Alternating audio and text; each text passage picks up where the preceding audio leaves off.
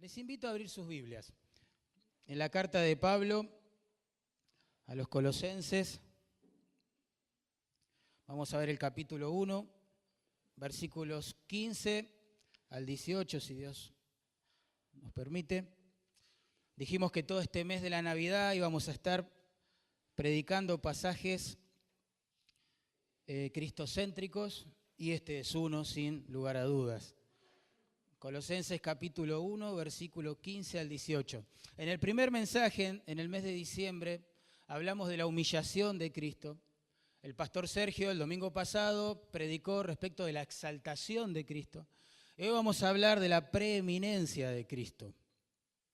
Cristo como preeminente a la hora de revelar a Dios al hombre, Cristo preeminente en toda y por sobre toda la creación, Cristo preeminente en su iglesia, y debería entonces ser preeminente en cada una de nuestras vidas.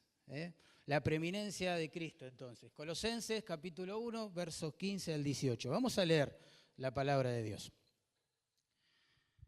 Dice así: Él es la imagen del Dios invisible, el primogénito de toda creación. Porque en Él fueron creadas todas las cosas, las que hay en los cielos y las que hay en la tierra, visibles e invisibles, sean tronos, sean dominios, sean principados, sean potestades. Todo fue creado por medio de Él y para Él. Y Él es antes de todas las cosas, y todas las cosas en Él subsisten. Y Él es la cabeza del cuerpo, que es la iglesia. Él, que es el principio, el primogénito entre los muertos, para que en todo tenga la preeminencia. ¿Notaron el énfasis, no? La repetición del pronombre. Él, Él, Él y solo Él. Cristo Jesús. Recordemos rápidamente un poquito el trasfondo de la carta. Cuando Pablo escribe esta epístola a esta iglesia, él estaba preso en Roma. Su delito fue predicar a Cristo en un imperio que no quería escuchar ese nombre y que no quería que se formen seguidores alrededor de ese nombre.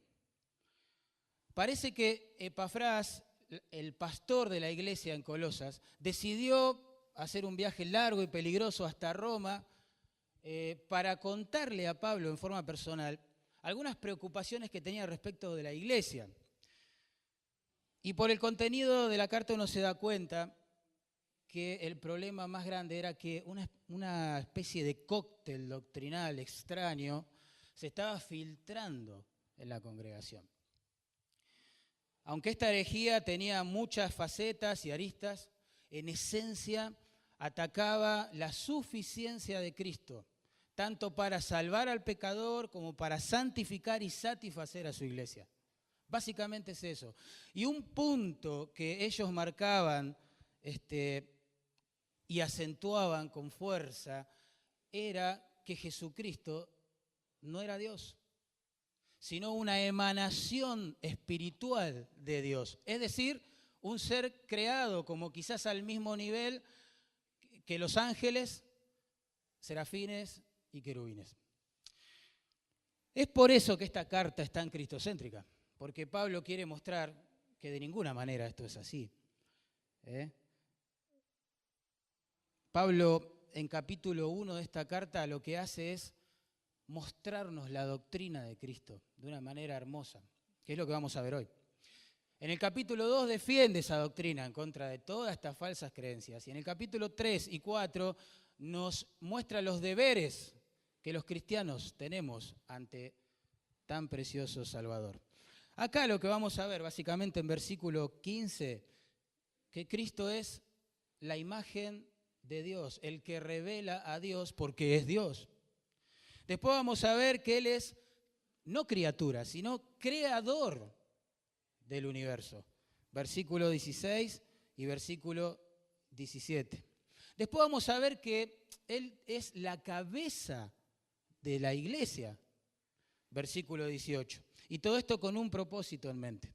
Dice el versículo al final, para que en todo tenga la preeminencia. Para que en todo tenga la preeminencia. El primer lugar, el único que puede tener un Señor como el nuestro.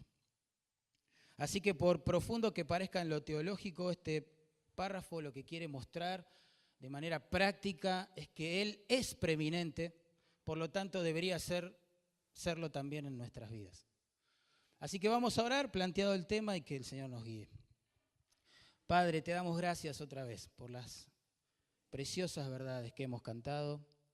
Nos asombrábamos de tu amor al decidir enviar a Cristo a morir en nuestro lugar.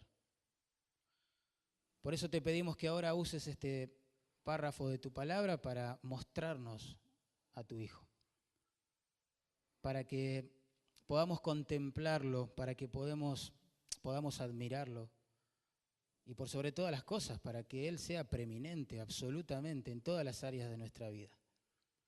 Porque Él ya es preeminente en tu iglesia, Él ya es preeminente en la creación, Él es Dios. Así que, Señor, ayúdanos a poner a tu Hijo en el lugar más importante. Te lo rogamos en Cristo Jesús. Amén. Bueno, en primer lugar, versículo 15, vamos a recordar esta gran verdad, que Jesucristo es el revelador de Dios. Es el que revela a Dios, es la imagen, dice el texto, del Dios invisible. Un detalle importante, la palabra que se traduce imagen ahí, se usa en Mateo 22:20 para describir la cara del César impresa o grabada en realidad en una moneda.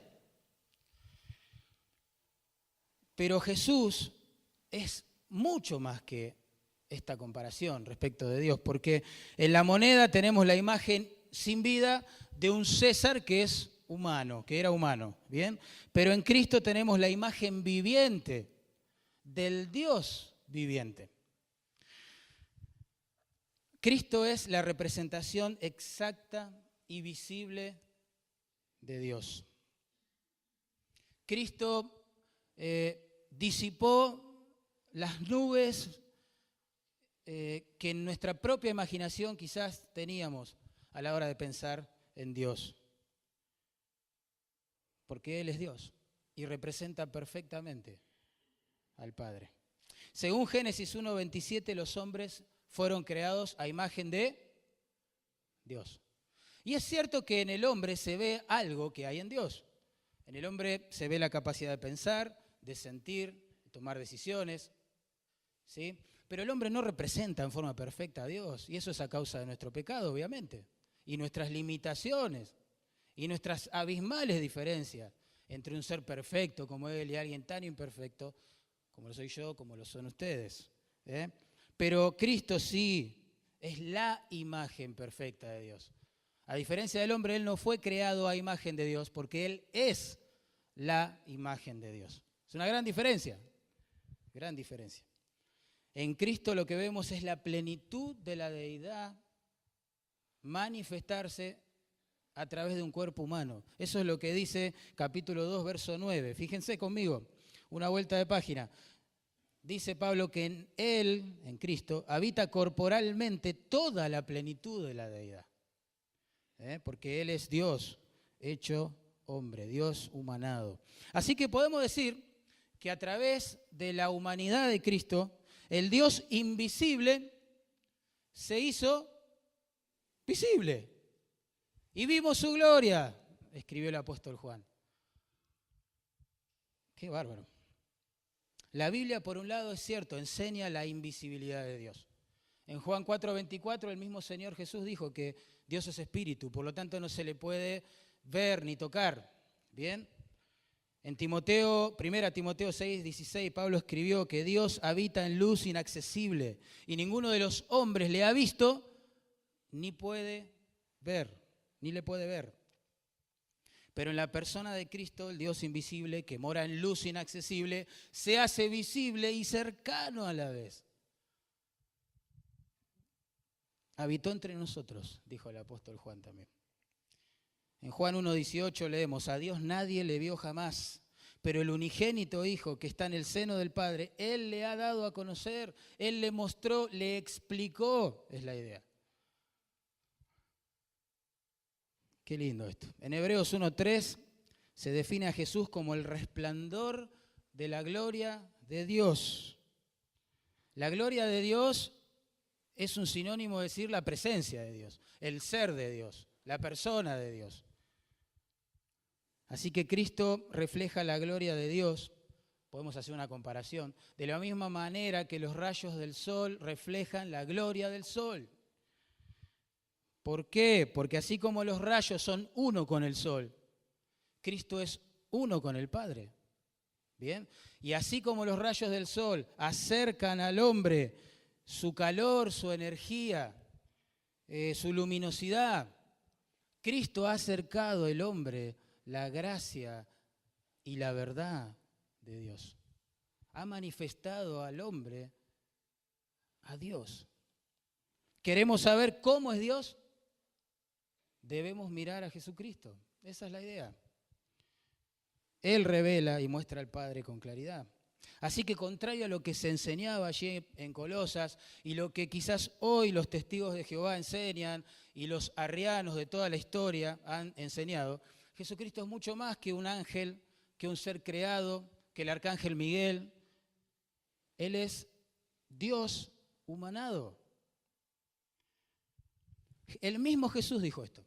En Juan capítulo 10, verso 30 dijo, yo y el Padre, uno somos. Y a Felipe le dijo en Juan 14:9, el que me ha visto a mí, ha visto al Padre.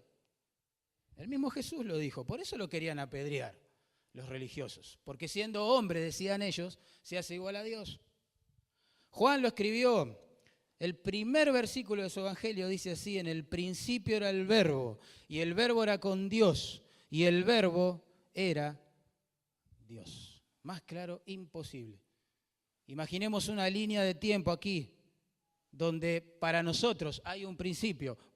El verbo no es que llega a existir en ese principio, sino que ya existía en forma de Dios, porque era Dios. Ese es Jesús. Pablo dijo lo mismo, en Romanos 9:5, dijo que a través de los judíos, según la carne, vino Cristo, el cual es Dios sobre todas las cosas. Tremendo.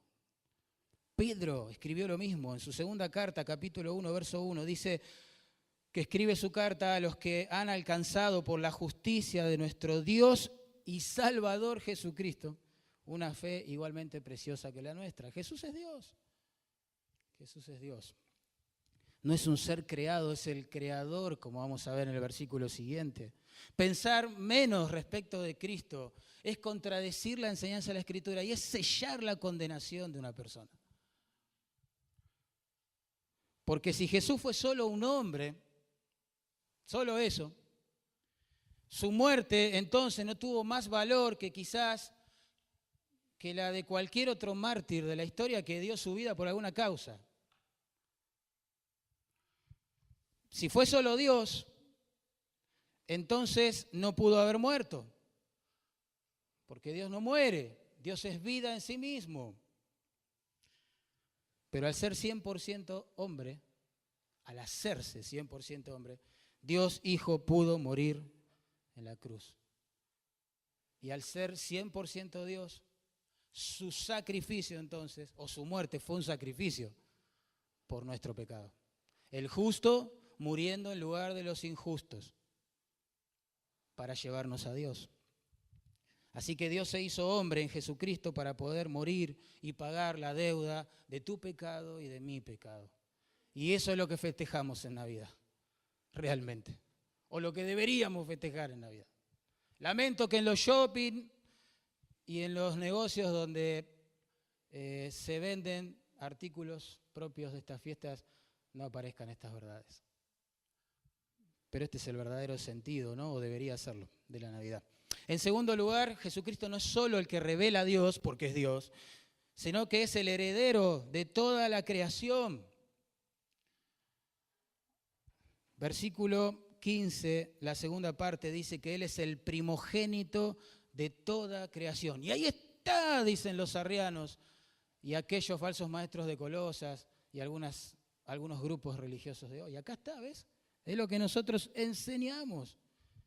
Dios crea en primer lugar a Cristo, porque Él es el primogénito de toda creación. Esto significa, dicen ellos, que Él es el primer ser creado y por lo tanto, entonces, no puede ser el Dios que crea.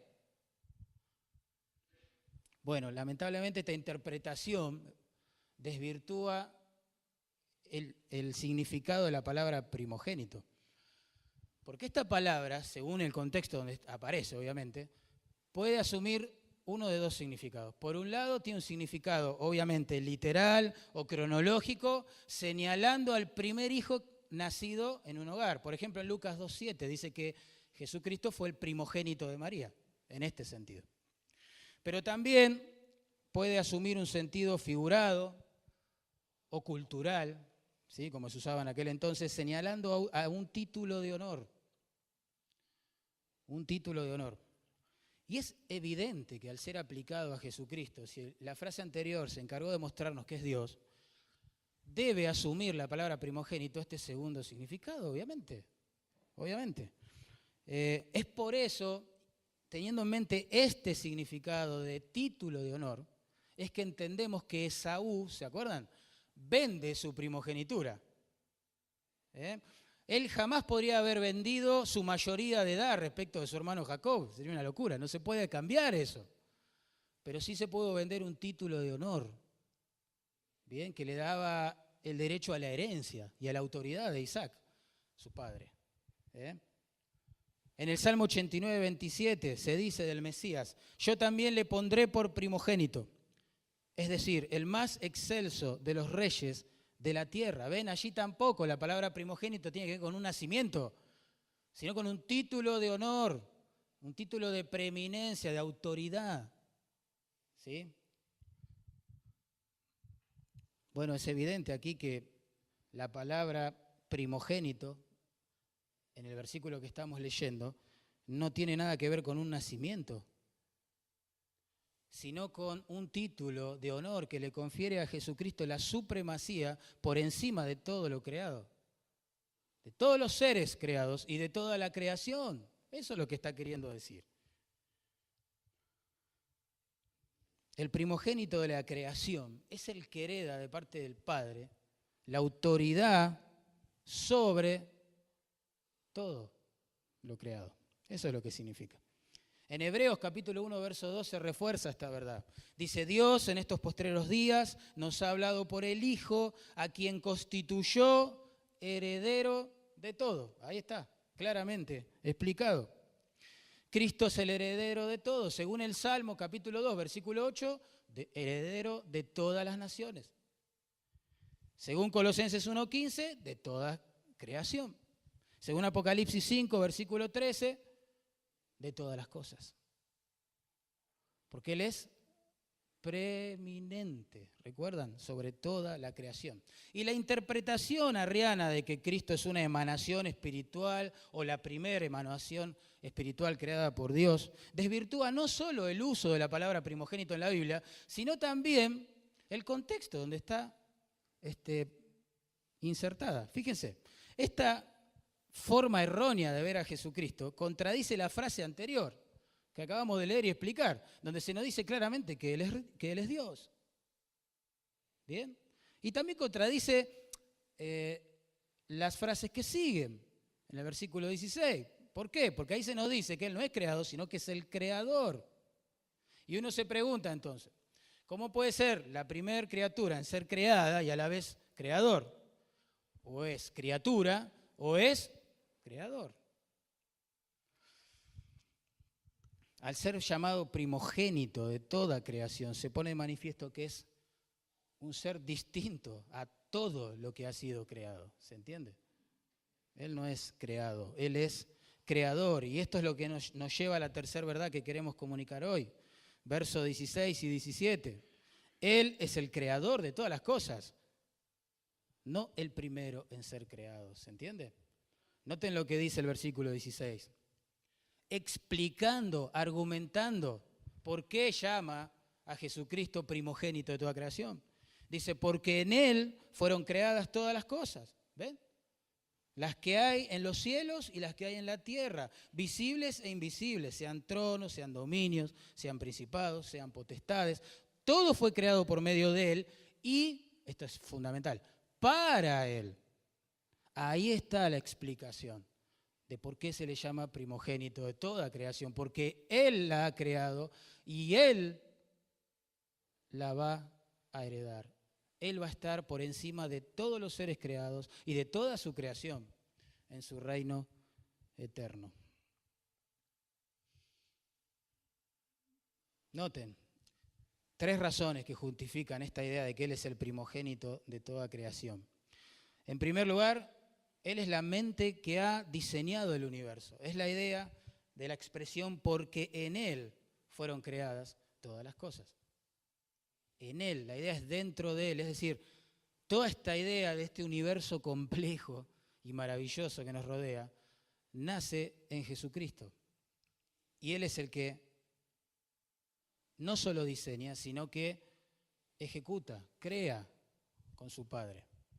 Cristo, hermanos, es el creador, no es una criatura, dice el texto con claridad, y eso tiene que estar muy claro en la mente. Porque si es una criatura o un ser creado, no es Dios. Y si no es Dios, insisto, su sacrificio no tuvo más valor que el de cualquier otra persona que ha muerto por alguna causa. Solo Dios puede salvar al hombre de Dios. Dios nos debe condenar por nuestro pecado. Solamente Dios podía tomar nuestro lugar para que nosotros ahora podamos ser perdonados. Jesucristo es Dios. Esta no es una doctrina menor, insignificante, o en la cual tenemos libertad para pensar distinto. No es así, la Escritura no lo plantea así. Él es el creador, no es un ser creado. Miren, contra el concepto dualista que había en ese tiempo, que argumentaba que la materia es mala y que todo lo espiritual es bueno, Pablo dice claramente que Cristo fue el que creó el universo material. Material. Dice el texto, en Él fueron creadas todas las cosas, las que hay en los cielos y las que hay en la tierra, visibles, invisibles. Hoy en día nosotros sabemos que existe materia, ya sea en estado sólido, líquido, gaseoso, tanto en el cielo como en la tierra, visible como una piedra, no sé, e invisible como los diversos gases de la atmósfera. Y eso es lo que está diciendo Pablo, Él creó todo, todo. Después, contra esa falsa noción que había flotando allí en Colosa de que Cristo fue un ser creado, Pablo dice que Él diseñó y creó también el universo espiritual. Noten, dice, sean tronos, sean dominios, sean principados, sean potestades. Estas palabras describen la existencia y la organización de los ángeles en la Biblia. Lo que está diciendo Pablo a propósito es que Jesucristo no es un ser creado al nivel de los ángeles, sino que es el creador de los ángeles también. Por eso el apóstol Pedro en capítulo 3, verso 22 de su primera carta escribió esto. Dice que Él está sentado a la diestra de Dios y a Él están sujetos ángeles, autoridades y potestades. En segundo lugar, la creación, dice allí, fue creada en Él. Después dice, fue formada en Él, perdón. Después dice, por medio de Él. Es decir, Él la hizo.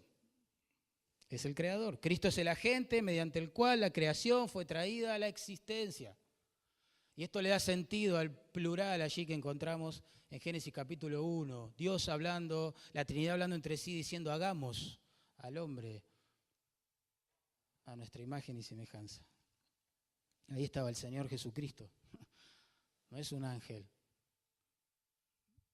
es el creador. El apóstol Juan se une a esta idea. Capítulo 1, verso 3, su evangelio dice con claridad, todas las cosas por Él fueron hechas y sin Él nada de lo que ha sido hecho fue hecho. Es decir, hoy no tendríamos nada sin Cristo. No habría nada, porque sin Él nada de lo que fue hecho hubiese sido hecho.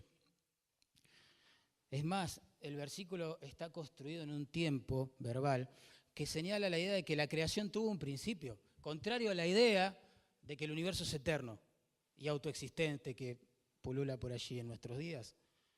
El universo no es eterno, no es tampoco producto de la casualidad, sino que fue diseñado sabiamente por Cristo. A mí me gusta razonar este punto de esta forma, ¿no? Todo lo que existe en el tiempo y el espacio tuvo que tener forzosamente un principio. Estamos de acuerdo, ¿no? Si todo tuvo un principio, retrocediendo en el tiempo, debió entonces existir en un momento en el cual no había nada. Si todo tiene un principio, en algún momento, no sé, no había nada. Pero si llegamos a ese momento donde no había nada, ¿por qué hoy vemos cosas? Porque si existe la nada, hoy no tendríamos nada. Porque de la nada no puede surgir nada.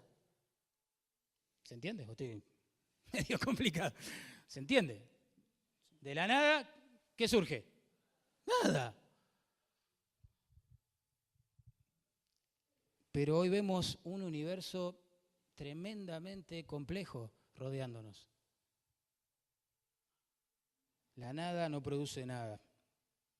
Entonces, la única idea que se le puede ocurrir al hombre es pensar que tuvo que existir algo o alguien autoexistente, que no tuvo principio, y a partir de ahí, todas las cosas que vemos hoy.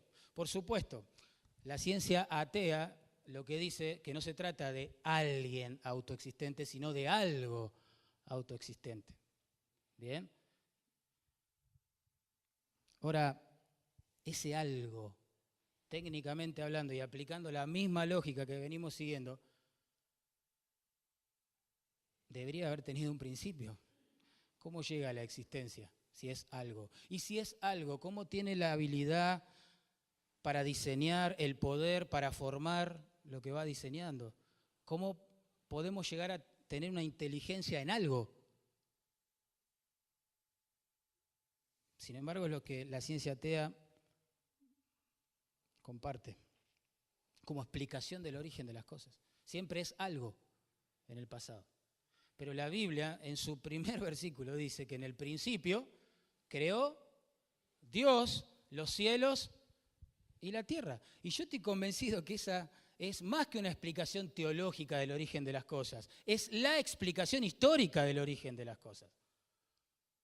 Es mucho más razonable pensar en alguien autoexistente que no es creado, que diseña y da forma a todas las cosas hermosas que vemos hoy, que algo autoexistente y no creado, sin inteligencia y sin poder para diseñar y formar.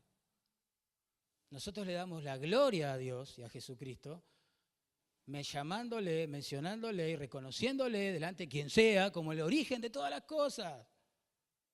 No es un tema menor. No es un tema menor en tiempos donde los teólogos dicen que Génesis capítulo 1, 2 y 3 es mito y no historia.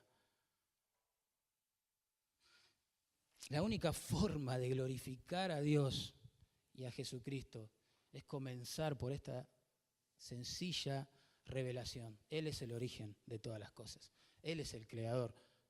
Si una persona no cree que Él es el origen de todas las cosas, que Él es el creador, ¿por qué va a creer el resto de la Biblia? Si Génesis 1, 2 y 3 es mito, ¿por qué lo demás va a ser verdadero y no un cuento de hadas? Es más, el texto dice que Él, hablando de Cristo, es antes de todas las cosas. Noten, versículo 17. Antes de todas las cosas. Cristo es preexistente a las cosas creadas. Eso es lo que está enseñando. A todo lo creado. Él es anterior al planeta, al hombre, a los animales, los ángeles, la materia, el tiempo, la energía. Él es el principio de todas las cosas. Tremendo. En Navidad lo que celebramos es el nacimiento de Cristo en el sentido de que Él se hace hombre. No celebramos que Cristo llega a existir. Ojo, porque Él existía desde antes de la creación. Para eso no hay fiesta, ¿no? Todavía, culturalmente hablando. Habría que inventarla. Cristo existía antes de nacer en Belén. Eso lo revela la Biblia misma. 700 años antes de que Él se encarnara, el profeta Miqueas escribió: tú, Belén, pequeña para estar entre la familia de Judá, de ti me saldrá el que será el Señor en Israel, Cristo. Y sus salidas son desde el principio, desde los días de la eternidad. ¿Ven? No es que Cristo llegue a existir en el pesebre en Belén. Él existía antes de la eternidad, porque Él es el origen de todas las cosas. Cristo existe antes del principio de todas las cosas. Hoy lo leímos, Juan 1:1, en el principio era el Verbo. Ya era el Verbo en el principio. Y el Verbo era con Dios, y el Verbo era Dios. Cristo es el creador, no un ser creado. Cristo es preexistente a su misma creación, obviamente. Cristo es el preservador del universo también. Dice, todas las cosas en Él subsisten. Esto es tremendo, porque la idea es que Cristo provee de unidad y de coherencia a este cosmos que nos rodea. Es como que Él imprimió en su creación una unidad y equilibrio tales que hacen de este un cosmos ordenado, digamos, y no un caos en desorden. Esa es la idea de esta frase. Estaba leyendo que un físico alemán que fue premio Nobel en 1918 escribió estas palabras. Miren qué interesante. Dice, existe evidencia de un orden inteligente en el universo, al cual tanto el hombre como la naturaleza están subordinados. El universo parece haber sido diseñado, fíjate, con gran esmero para preservar el bien de la humanidad. Premio Nobel de Física. Hasta lo que supimos, él nunca confesó ser cristiano. Pero era honesto con lo que veía, con las evidencias. Pensemos, no sé, en algunos detalles. Cito a científicos, pues yo no soy científico. Pensemos en la distancia existente entre el Sol y la Tierra, decía un físico. Si alejamos el Sol de la Tierra, esta podría congelarse. Si lo acercáramos, podría arder, haciendo imposible la vida humana sobre su superficie. Una pequeña variación en la composición de los gases en la atmósfera sería letal para la vida humana. Un ligero cambio en la masa del protón resultaría en la desintegración de los átomos de hidrógeno, lo cual llevaría a la destrucción del universo, porque el hidrógeno, sin duda, es su principal elemento constitutivo. El salmista decía que los cielos cuentan, ¿qué?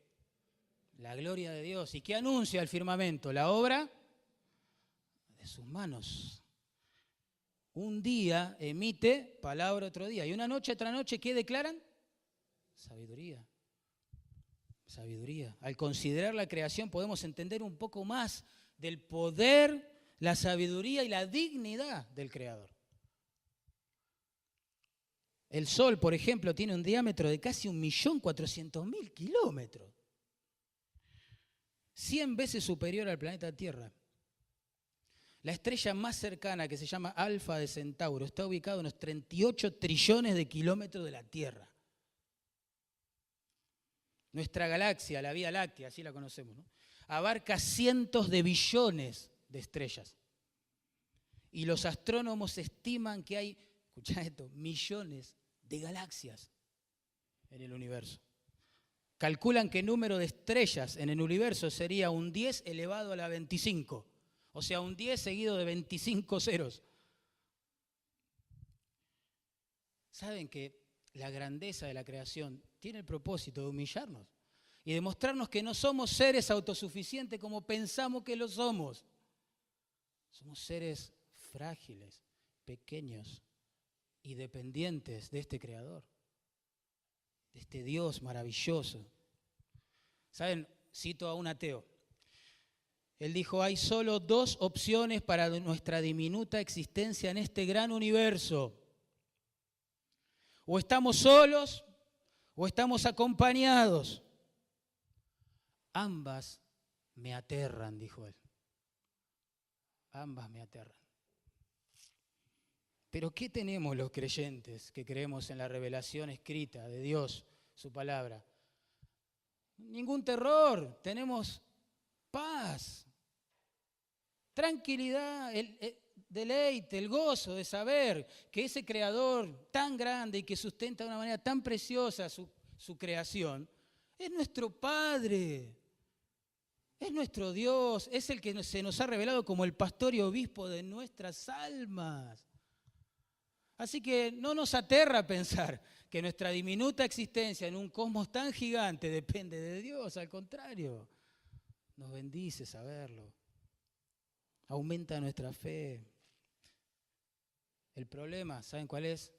Del hombre no creyente, el que escribió Pablo en Romanos 1:20. Ahí la Biblia dice que las cosas invisibles de Dios, su eterno poder, su deidad, se hacen claramente visibles desde la creación, siendo entendidas por medio de las cosas hechas. Y escuchen esto, la conclusión. De modo que no tienen excusa, dice la palabra de Dios. La creación debería llevarnos al arrepentimiento. Dios se dio a conocer a través de Cristo, como vimos recién, pero también a través de las cosas que ha creado. Eso deja al hombre sin excusa. Sin excusa. No hay excusa alguna para ignorar su existencia. No hay excusa alguna para no preguntar por Él. No hay excusa alguna. Todos somos culpables de rehusarnos, darle las gracias y la gloria, ¿sí?, por esta existencia. Y en último lugar vamos a ver que Jesucristo, versículo 18, es la cabeza de la iglesia. Él es preeminente en su creación, pero también en la congregación que Él está formando para su gloria. Noten, verso 18 dice, y Él es la cabeza del cuerpo que es la iglesia. Clarito, ¿no? En esta metáfora para describir la relación de Cristo con los que salva, la iglesia entera es el cuerpo, los cristianos somos, Cristo es la cabeza, ahí está, los cristianos somos el cuerpo y cada cristiano individualmente miembro de ese cuerpo. Esa es la idea. Y otra vez aparece ese pronombre tan enfático. Él es la cabeza de la iglesia. Él.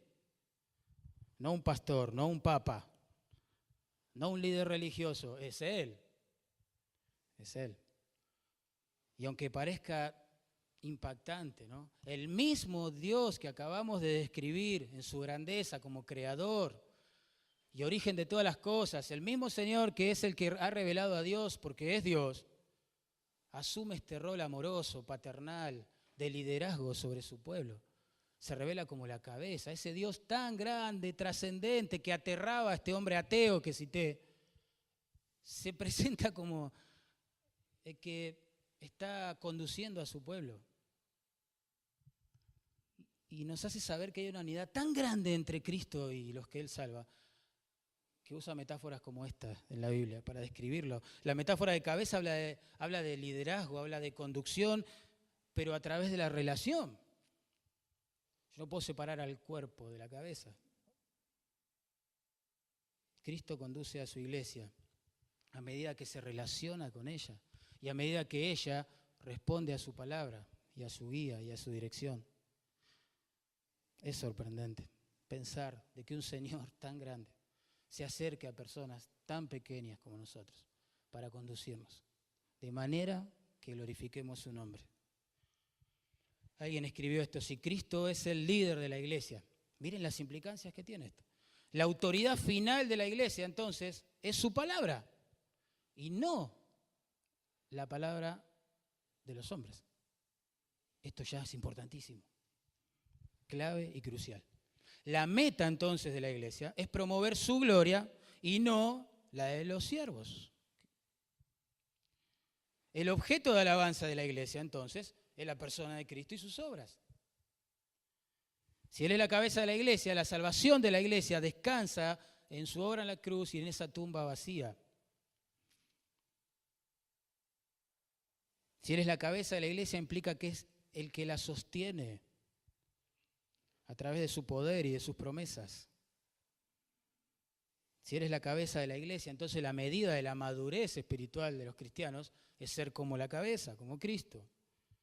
La capacitación de la iglesia, entonces, proviene de los dones que Él reparte y de los líderes que constituye, según Efesios capítulo 4. La santificación de la iglesia, entonces, es su obra en nosotros a través de su palabra y de su espíritu. La esperanza de la iglesia, entonces, es Cristo en gloria. El deleite de la iglesia, entonces, es mantener una dulce comunión con Cristo. El gran privilegio y asombroso privilegio de la iglesia es servir a sus propósitos eternos y soberanos. Si la iglesia no ha dejado de existir, a pesar de las persecuciones y abusos que ha sufrido a lo largo de la historia, es porque hay una cabeza que la sostiene. Cristo Jesús. En la práctica, Cristo es la cabeza de la iglesia, ya eso es un hecho. Pero en la práctica y como aplicación a nuestras vidas, esto implica una sumisión total a su guía, a su dirección, a través de su palabra. Eso es lo que quiso decir el autor que acabo de mencionar. Pobre la iglesia, que considera como su cabeza algún ser humano de carne y huesos, débil, pecador y pasajero, teniendo al Señor de la gloria, al que ha revelado al Padre, como su conductor. Es más, no es solo la cabeza de la iglesia. Tremendo este pasaje. Dice que Él es el principio de la iglesia. Noten, leo el versículo 18. Y Él es la cabeza del cuerpo que es la iglesia. Él que es el principio. La palabra que se traduce principio ahí implica ser el primero en el sentido de origen, ¿sí?, de algo, o como el poder motor que pone en marcha, en movimiento algo. Y ese es Cristo para la iglesia. La iglesia se origina en Cristo, se edifica por Cristo y va a compartir la gloria con Cristo. Eso es lo que revela la Escritura. Efesios 1:4 dice que Dios nos escogió en Cristo antes de la fundación del mundo. Es a través de Cristo que Dios está formando su familia. La iglesia fue comprada por Cristo, por eso le dice a los pastores que deben apacentar la iglesia del Señor, porque Él la ganó con su propia sangre. La iglesia no es el premio al mérito del que predica, del que la dirige, es el premio al mérito de la gracia de Dios en Cristo, fruto de la cruz. Y la iglesia es edificada por Cristo. Él prometió hacer eso en estos días. Mateo 16:18 dice, edificaré mi iglesia y las puertas del Hades no prevalecerán contra ella. Y en Apocalipsis 22, 21:3 y todo el resto del capítulo, hasta el final del libro, vemos que la iglesia va a compartir la eternidad con Cristo. La iglesia fue escogida en Cristo, Él dio su vida por ella, la está edificando y la va a llevar a la gloria. Más seguridad que eso. ¿Qué necesidad tenemos de seguir a hombres? Hacer de los hombres nuestra cabeza, nuestro Dios, nuestros héroes, cuando tenemos una cabeza maravillosa. Cristo es la confianza de la iglesia también, porque dice que es el primogénito, ahora no de la creación, sino de entre los muertos. Él es el primogénito de los muertos, dice allí. Otra vez, la palabra primogénito no puede significar que Él fue el primero en resucitar, porque eso sería contradecir la Biblia.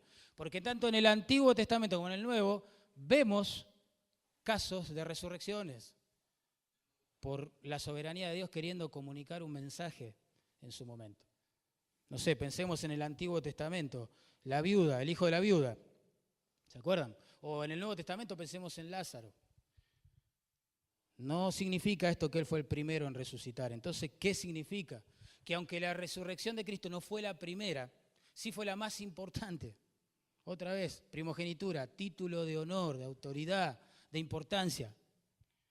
¿Por qué fue la más importante? Pablo lo explica así, en 1 Corintios 15, 17. Porque si Cristo no resucitó, vuestra fe, y la mía, ¿no?, es vana. aún estamos en nuestros pecados. Si Él no resucitó, entonces tenemos una creencia vana, somos las personas más dignas de lástima de este planeta, dignos de burla y escarnio. Estamos siguiendo a un muerto, en la Santa Cena recordamos a un muerto, hoy cantábamos a un muerto, esperamos que ese muerto regrese. Es terrible, es una locura. Si no hay resurrección, no hay cristianismo. Y la tumba vacía es el testigo quizás más precioso que Dios le ha dejado al hombre en su dureza e incredulidad para creer las profecías, ¿no? De que Cristo resucitó y está vivo. No han encontrado su cuerpo ni lo van a encontrar. Bueno, eso es tema para otro día, ¿no? Pero la tumba vacía nos anima un montón. Nuestra fe no es vana. No cantamos a un muerto. No esperamos a un muerto regresar y instaurar un reino muerto. Esperamos al Señor de la vida, al autor de la vida. En Él estaba la vida, dice Juan capítulo 1, versículo 3. Es más, esto significa que Jesús hereda del Padre la autoridad para resucitar a los muertos. En Juan capítulo 6, verso 39 dice, esta es la voluntad del Padre. A ver, que de todo lo que me diere no pierda yo nada, sino que lo resucite en el día postrero. Es decir, que nadie nunca, jamás va a resucitar sin la orden expresa del primogénito de los muertos, de Jesucristo. Porque Él vive, confiamos que nosotros, después de pasar por este peregrinaje en la tierra breve, vamos a vivir con Él.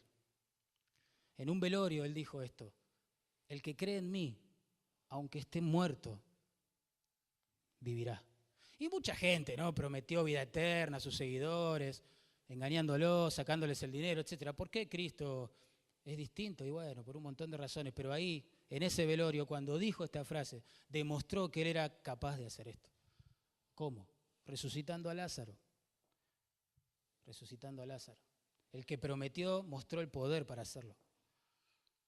Tenemos esperanza en Cristo, nada más que en Cristo, punto. Si Cristo es imagen de Dios, recapitulemos, creador del universo, cabeza de la iglesia, entonces tiene la preeminencia. Por sobre todo y por sobre todos. Esto no es un deseo de Pablo, ¿eh? Que tenga la preeminencia, por favor. ¿Qué haremos si no la tiene? No, no es un deseo. No es una expresión de deseo. Está declarando la realidad. Jesucristo tiene esta posición exaltada por el Padre. Sergio Suárez lo predicó el domingo pasado. Les recuerdo, la Biblia dice en Filipenses 2:9, por lo cual Dios también le exaltó hasta lo sumo y le dio un nombre que es sobre todo nombre, para que en el nombre de Jesús se doble toda rodilla y toda lengua confiese que Jesucristo es el Señor, para la gloria de Dios Padre. Llegará el día donde creyentes y no creyentes van a tener que doblar sus rodillas ante la majestad del Señor. Va a llegar un día donde no solo toda persona, creyente o no creyente, va a doblar sus rodillas delante de la majestad del Señor, sino que va a confesar con su lengua, dice el texto, que Él es el Señor. Lo van a tener que decir. Negaron decirlo aquí. Negaron reconocerlo aquí. Lo van a tener que decir allá. Por eso este pasaje es una invitación a arrepentirse de sus pecados y confiar en Jesucristo y clamar por misericordia, perdón y vida eterna. No importa si sos ateo, algún día te vas a enterar que Dios existe. Y algún día vas a tener que arrodillarte frente a ese Señor. Y algún día vas a tener que confesar que lo que esos locos cristianos predicaban por allí era verdad. Tu creencia no cambia a Dios. No modifica sus planes, ni su persona. No somos tan grandes ni importantes en lo que pensamos. Por favor, qué error, qué engaños salpicado de soberbia que nos han metido en la cabeza. Tu creencia, mi creencia no cambia a Dios. Pero tu creencia y mi creencia, si se sujeta a la revelación de Dios y nos lleva al arrepentimiento y a la confesión del Señor, de Jesús, como el único y suficiente Salvador de nuestras vidas, nos cambia a nosotros. Cambia completamente nuestra eternidad. Por eso hay que pensar ante la luz de la persona de Cristo. ¿Qué vamos a hacer? ¿Qué vamos a hacer? ¿Saben cuando el ladrón allí, que fue crucificado al lado del Señor, comprendió quién era aquel que moría a su lado y por qué moría?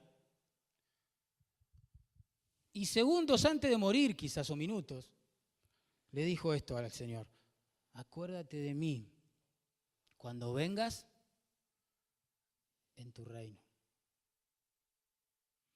Este hombre se dio cuenta que el que moría a su lado, a diferencia de él, no moría por sus pecados, ni por delitos o crímenes cometidos, sino que moría por los delitos de él.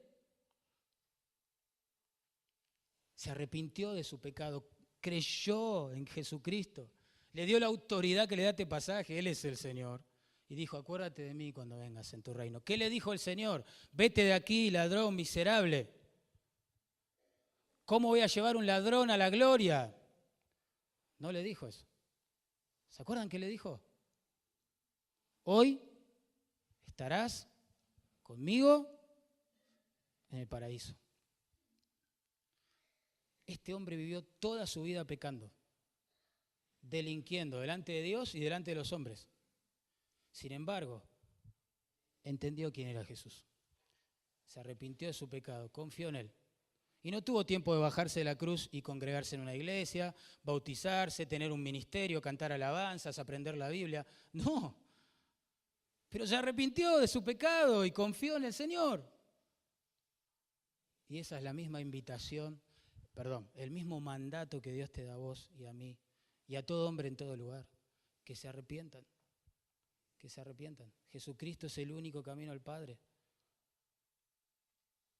Y si somos creyentes, quizás frente a la majestad del Señor, estaría bueno meditar en la actitud que tuvo el apóstol Pablo, quien en ese momento era Saulo. Él iba cabalgando con una bronca en su corazón, persiguiendo a los cristianos para encarcelarlos y arrastrarlos y golpearlos y silenciarlos. Pero cuando entendió quién era aquel que se le presentó en el camino, que lo dejó ciego, postrado en tierra con su gloria, él dijo simplemente esto: Señor, ¿qué quieres que haga? ¿Qué quieres que haga? Y esa debería ser nuestra respuesta a la grandeza y al señorío de Jesucristo.